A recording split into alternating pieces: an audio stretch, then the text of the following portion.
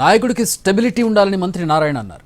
అధికారంలో ఉన్నప్పుడు వైసీపీ నేతలు 3 రాజధానులని చెప్పి ఇప్పుడు అధికారం పోయిందని మాట మార్చడం కరెక్ట్ కాదని నారాయణ అన్నారు. 2014లో కూడా అమరావతి రాజధానికి వైసీపీ మద్దతు పలికిందని ఆయన గుర్తు చేశారు. సజ్జలు చెప్తే జగన్ చెప్పినట్టేనని నారాయణ అన్నారు. గతంలో అందరి మంత్రుల తరపున సజ్జలే స్పందించేవారన్నారు నారాయణ. అంటే వాళ్ళు ఆ పార్టీలో సీనియర్ నాయకుడే కదా. గత 5 సంవత్సరాలు ఏది మాట్లాడినా ఎవరికి కౌంటర్ వేసినా ఆయనే సజ్జలు. ఎందుకంటే ఎవరికైనా ఈరోజు నేను మంత్రిగా, మున్సిపల్ శాఖ మంత్రిగా నేను చెప్పానంటే ఖచ్చితంగా పార్టీ దృష్టిలో పెట్టుకుని పార్టీ పరంగా మాట్లాడటం, ప్రభుత్వ పరంగా మాట్లాడటమే. నేను మాట్లాడింది మా ముఖ్యమంత్రి గారు తప్పు అనరు కదా. ఏదైనా ఉంటే మా కరెక్షన్ చెప్తారు కానీ ప్రజలకి నేను చెప్పినా అది బాధ్యతగా చెప్పాలా.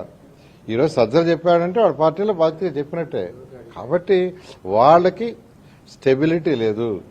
వాళ్ళకి ఏం చేయాలనేది ప్రజాభిప్రాయం తీసుకొని చేయటం ఎప్పుడు. ఎందుకంటే అసెంబ్లీ అనేది ఏంది, రాష్ట్రంలో ఉన్న 175 కాన్స్టిట్యున్సీలో మెజారిటీ కాన్స్టిట్యున్సీ యొక్క వాళ్ళ అభిప్రాయాలు, వాళ్ళ ఆలోచనలు తీసుకొని ప్రజలకు ఉపయోగపడే చట్టాలు చేయటం. అలా చట్టాలు చేసే దగ్గరే చెయ్యెత్తి ప్రభుత్వం బాగానే మళ్ళీ చేయి తీస్తే ఏం. ప్రజలు అన్నీ గమనిస్తున్నారు. వీళ్ళు ఎందుకు మాట్లాడుతున్నది గమనిస్తున్నారు. ఇదంతా ఓట్ల రాజకీయం అని అంత గమనిస్తున్నారు.